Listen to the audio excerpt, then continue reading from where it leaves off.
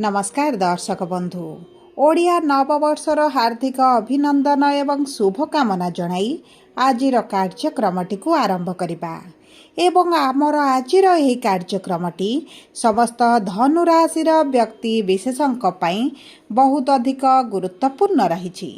सेतिपई आपण धैर्यर सहित भिडियोटी को शेष पर्यंत देखंतु एवं आपणकर व्यस्त बहुल समय मध्यरु मात्र 10 मिनिट समय आपण निज पई दियंतु निज भविष्यत विषय रे जानतु।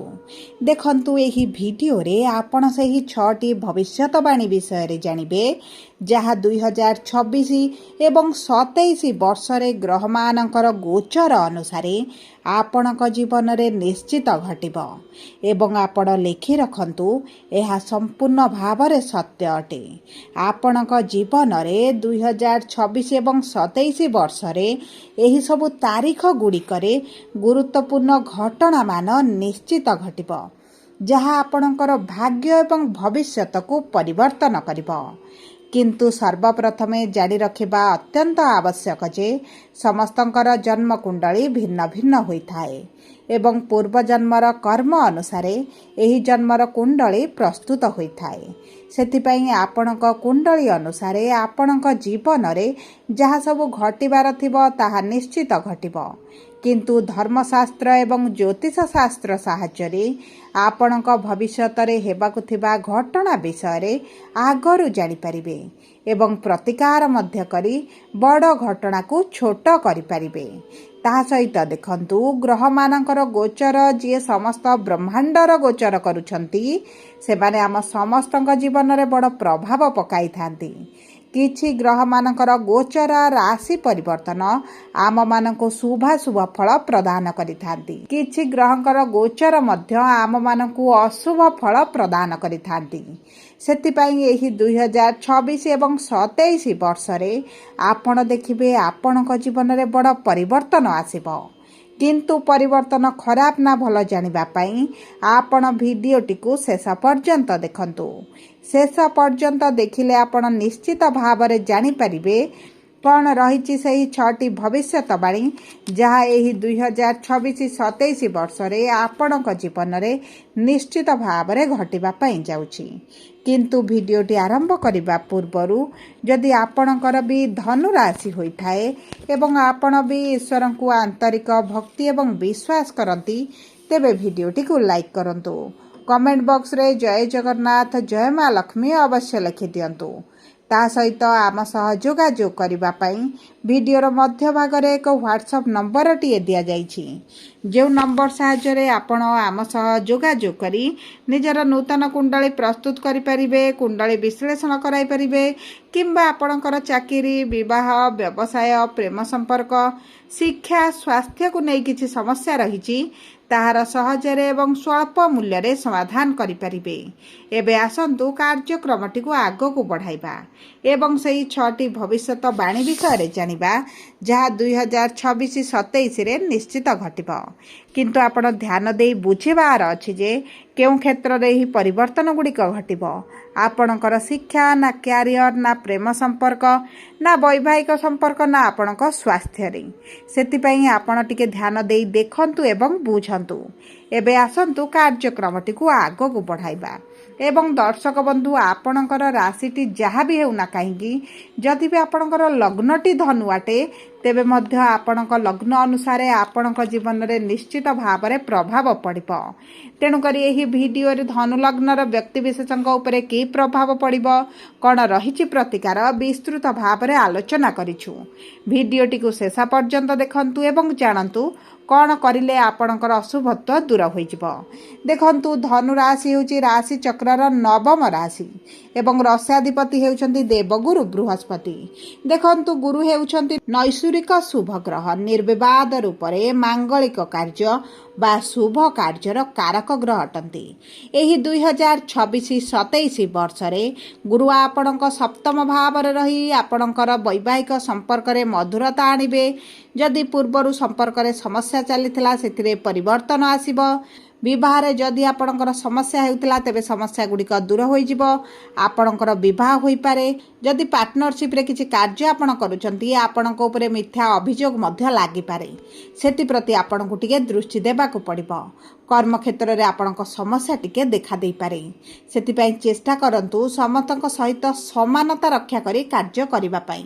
ए आपणकर समस्या को किछि मात्रा रे दूर करिबारे सहाय्य करिबो किंतु आपणक जमी भूमि जान वाहन क्रय करिबारे बहुत अधिक शुभदायक फल प्राप्त करिवे।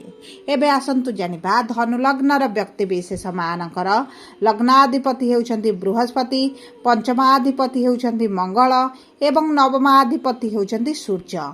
तेणुकरी धनु लग्नर व्यक्ति विशेष मानकर प्रथमार्धटी धन मान प्रतिष्ठा आनिदेव किंतु जून मास 2 तारिख परठारु निज शरीरर जत्न नेबा आरंभ करंतु। आंठू पेट बेक दांत रे पीड़ा जंत्रणा आपण अनुभव करि पारंती। पारिवारिक समस्या मध्य देखा देई पारे। छोट छोट कथा को नहीं पति पत्नी का मध्य मनांतर मतभेद मध्य देखा देई पारे। सेतिपई आपणक संपर्क को अधिक दृष्टि रे रखंतु एवं चेष्टा करंतु आपणकर संपर्क रे मधुरता आनिबा पई। जदि भी पूर्व किछि समस्या चलीछि तेबे सेही समस्या को दूर कर दियंतु आपणक पई अत्यंत शुभदायक रहिबो। तेबे देखंतु आपणकर अशुभत्व को दूर करी शुभाशुभ फल को वृद्धि करबा पई आपण प्रत्येक दिन हनुमान 40 पाठ करंतु। प्रति शनिवार दिन हनुमान मंदिर रे दीप अर्पण करंतु आपणक पई अत्यंत शुभदायक रहिबो। जदि संभव पाखरे एक हलदी रंगर रुमालटे रखंतु आपणक भाग्य आपणक साथ देव। एबे आसंतु जानिबा धनु राशि नक्षत्र अनुଯାयी कि प्रकार प्रभाव पड़िबा पाई जाउछि। देखंतु धनु राशि 3टी नक्षत्र रहिछि मूला धनु, पूर्वषाढ़ा धनु एवं उत्तराषाढ़ा धनु राशि।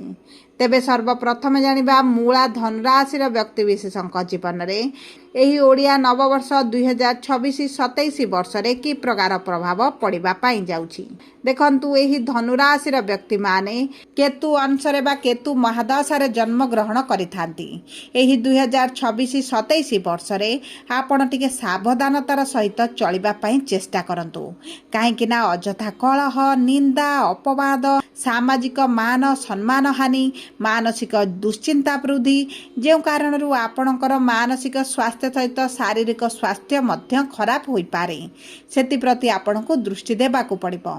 कारण शनि आपणकर पंचम भाव रे विराजमान करी आपणक शिक्षा क्षेत्र रे अति समस्या देखा दे पारे एवं आपणक संतान प्राप्ति रे किछि सर्जरी मध्य आपणकर होई पारे। सेतिपई आपण जदि संतान प्राप्ति पई चेष्टा करूछंती किछिटा विलंब रे आपणको संतान सुख लाभ हेबो। एबे आसंतु जानिबा पूर्वषाढ़ा नक्षत्र बा 20/9 धनु राशि व्यक्ति विशेष माने शुक्र अंशरे बा शुक्र महादशा रे जन्म ग्रहण करिसंती एवं एही 2026 एवं 27 वर्ष रे बहुत शुभाशुभ फल आपण मानको प्राप्ति हेबो। प्रेम संपर्क रे सफलता प्राप्ति हेबो।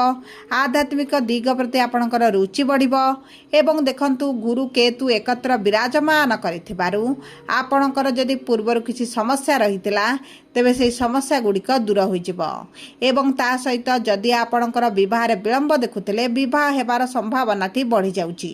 आपणकर जदि किछि पूर्वरु एलिगेशन कोर्ट कचेरी केस चलीची सेथिरु आपण बाहर को आसीबे। एबे आसंतु जानिबा उत्तराषाढ़ा नक्षत्र बा 21/9 धनु राशि व्यक्ति विशेष माने सूर्य अंशरे बा सूर्य महादशा रे जन्म ग्रहण करिसंती एवं एही 2026 वर्षटी सेमानक पई अति उत्तम फल प्रदान करिबो। मे मास परठारु अवश्य टिके आपणको सतर्क रहिबाकू पड़ी पारे नचेत संपूर्ण वर्षटी आपणक पई अत्यंत शुभदायक रहिछि।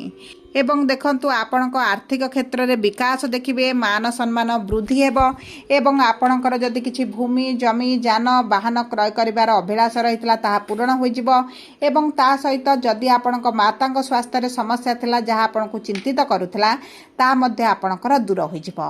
आपणकर वैवाहिक संपर्क रे जदि समस्या चलीछि कोर्ट कचेरी केस चलीछि तेबे ताहा मध्ये समाधान होई जिवो। आपणको कोनोसी अजଣା स्रोतरु मध्ये अर्थ प्राप्ति होई पारे। एबे आसंतु जानिबा अशुभत्व को दूर करी शुभाशुभ फल वृद्धि करबा पई आपण ओं ब्रूं बृहस्पतये नमः 108 थर गुरुंकर बीज मंत्रटी को प्रतिदिन पाठ करंतु। प्रभु श्री राम रक्षा श्रोत मध्य पाठ करंतु। सूर्य को प्रातः समय जल अर्पण करंतु। पाखरे हलदी रंगर रुमालटे रखंतु। आपणक पई अत्यंत शुभदायक रहइबो। जदि आपणकर धनु राशि होइथाय भिडियोटी किभଳି लागिला कमेंट बॉक्स रे लिखि जणातु। जदि आपणक प्रियजनकर धनु राशि होइथाय भिडियोटी तांको सहित शेयर करंतु। जदि प्रथम थर आम चैनल को आसिछंती चैनल टी को सब्सक्राइब करंतु। पाखरे थिबा बेल आइकन को प्रेस